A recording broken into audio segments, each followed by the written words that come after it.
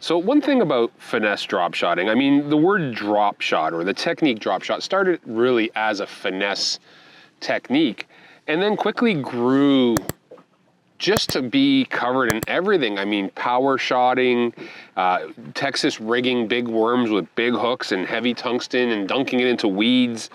But really, I use the term finesse drop shot, but really, I probably should use more of the lines of micro drop shotting, because what we're doing here is more along the lines of something smaller than your traditional smallmouth bass bait. Even more so than, you know, your traditional 3.5 or 4-inch soft plastics that are shad shaped or minnow shaped or goby shaped, which is probably the most popular choice that you see when it comes to drop shotting. You know, the hook size, going to a size 6 Neko, finesse Neko hook from VMC also dictates that I'm fishing for smaller fish. But again, this isn't gonna limit you to smaller fish, it's just gonna open up your opportunities to catch more fish, especially more of those smaller panfish that there are so much of in lakes like Simcoe. I mean, whether you're on Lake Erie drop shotting for giant perch, or Lake Ontario, or you're looking to fish crappie in weeds in back canals, it will work like this as well. This technique can be played in so many areas and be so effective that a lot of people overlook it, but you really shouldn't. Get yourself a few small tungsten weights, 1/8, 3/16, 1/4, and depending on the depth or the wind that you're fishing, you go by what size weight you're gonna use. Today we've got, you know, 5 to 10 mile an hour winds, or, you know, 7 to 15 kilometer an hour winds. I'm going with a 3/16 because I'm fishing from 6 feet down to 12 or 14 feet. That is the perfect amount. My lead being 6 to 8 or 10 inches is perfect for what we're doing as well, because there's a light covering of moss on the bottom.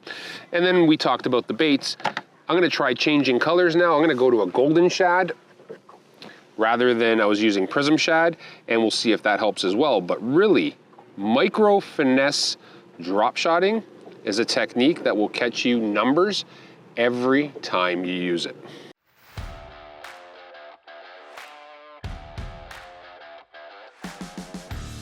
As the afternoon wore on, the numbers of fish did not slow.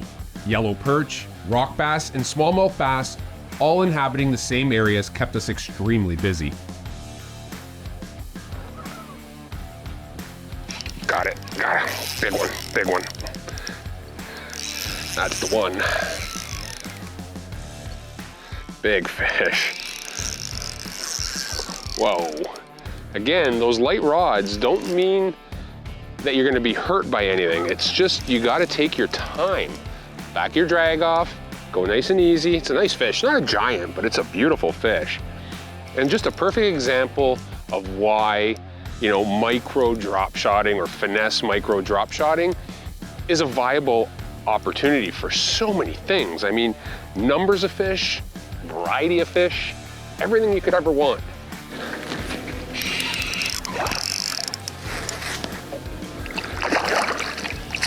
Need to open up just like that. Gotcha. Oh, that's a nice one. That is a great one. That is a healthy fish.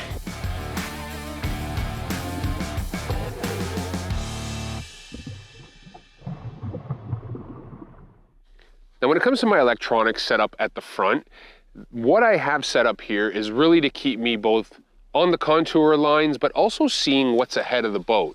So I'm running Mega Live, Humminbird Mega Live, and on my smaller graph, I've got a split screen between 2D sonar and I've got my mapping. So a Lake Master chip helps me determine where the contours are, if any changes are coming up, or if there's a point or an underwater hump, I can concentrate on that. The 2D sonar gives me that kind of downward look. I can see bottom composition and hardness. And then with Mega Live, as you're scanning back and forth with your Ultrex, you can see if there's a boulder 80, 90 feet away from the boat. You can see if there's fish roaming around. I could see schools of perch on it today. That is a perfect way to keep yourself abreast of what's happening in front and around the boat in a live manner. Having a setup like this truly does make fishing a lot easier. With daylight running out, we tried one more spot and found a couple of fish roaming in front of the boat. Combining a quality setup with today's electronics can really help you become a more efficient angler. It helps you dial in the little nuances that can land you that one fish that you've been looking for.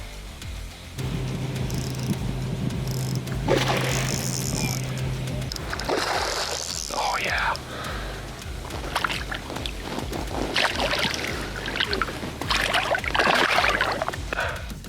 Oh yeah, look at that. Look at that thing. There's another mule with that little tiny number 6 Finesse Neko right in the roof of the mouth. You gotta love it. All right, there you have it. That is a phenomenal way to end the day. I mean, it couldn't get much better.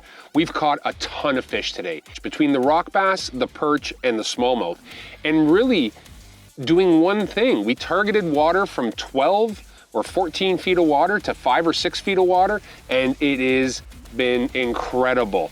Next time you're going out there, give micro finesse drop shotting a try. It will catch you a ton of fish. It is a great way to keep yourself busy, keep whoever you've got in the boat busy, and you can have some phenomenal experiences with it. Give it a try next time you're on the water. You will not regret it.